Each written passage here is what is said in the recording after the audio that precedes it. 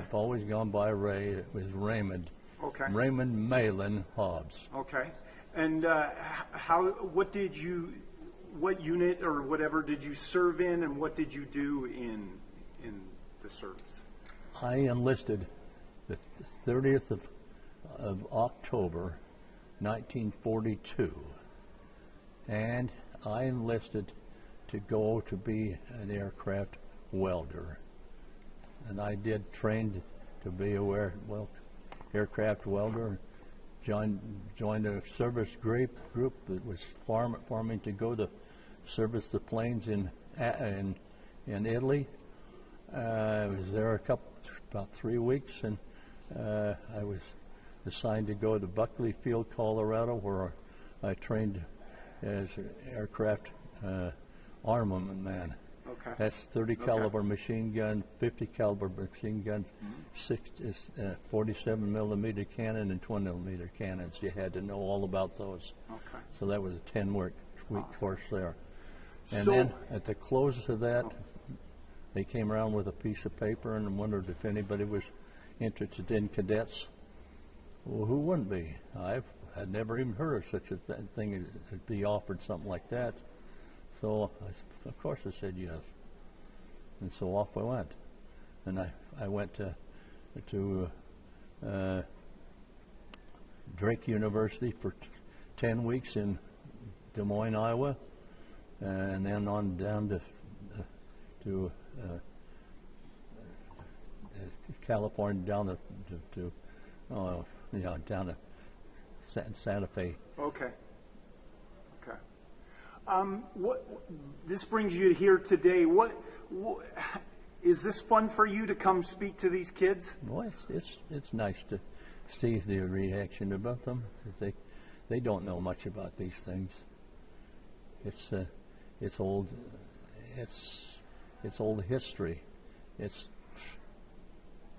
most of them.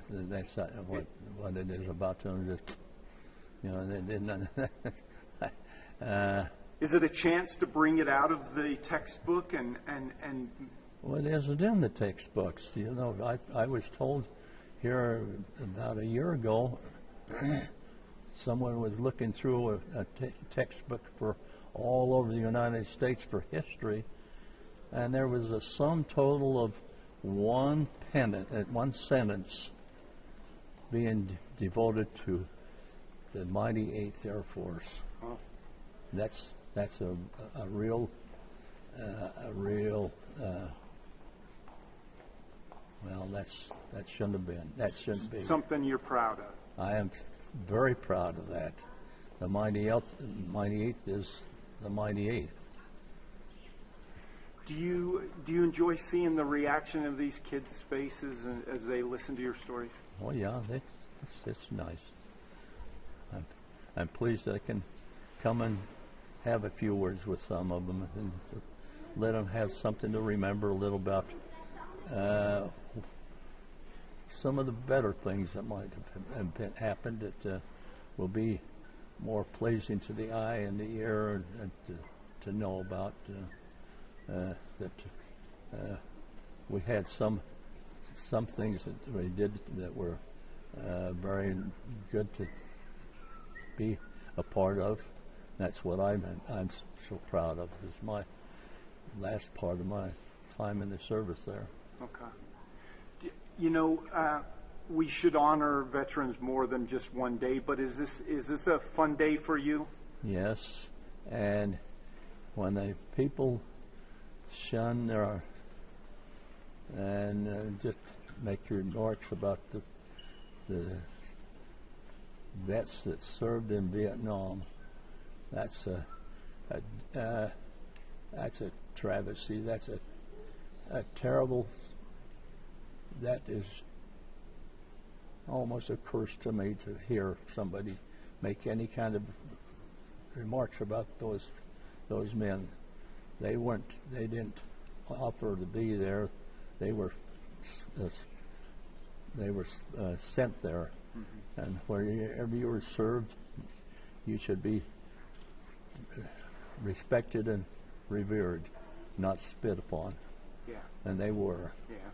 and that's a travesty for our country that they had that treatment.